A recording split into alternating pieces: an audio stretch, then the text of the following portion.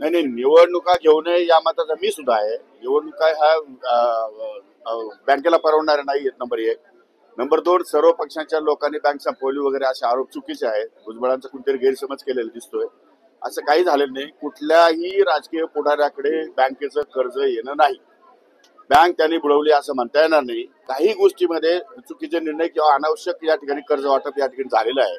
तेवढ्या एका गोष्टीमुळे कर्ज वसूल न झाल्यामुळे बँक अडचणीत आलेली आहे आणि म्हणून कुठल्याही प्रकारचा राजकीय वशिला न ठेवता बँक सुरळीत चालावी यासाठी प्रशासक राहावा ही माझी पण धारणा आहे. त्यामुळे तसं काही फार गैरसमज करण्याचं कारण नाही. म्हणताय का कुठेतरी छगन भुजबळ यांचा गैरसमज झाला आहे, आपण जे काल विधान केलं होतं त्या संदर्भात? ठीक आहे, माझा नेहमीच गैरसमज होतो. त्यांचा समज चांगला आहे ना, होऊ द्या. त्यांना म्हणा की अगोदर ही बँक कोणी बुडवली काय त्याची आपल्याला तर माहिती असेल तर सांगा ना, कशा रीतीने बुडवली गेली ती. 1 नंबरची बँक होती महाराष्ट्रातली आणि देशातली 2 नंबर. मी काय तिथे नव्हतो संचालक, त्यामुळे त्याने आता सांगावं. माझा गैरसमज दूर करावा ना त्यांनी. तर जिल्हा बँके अडचणीत आहे.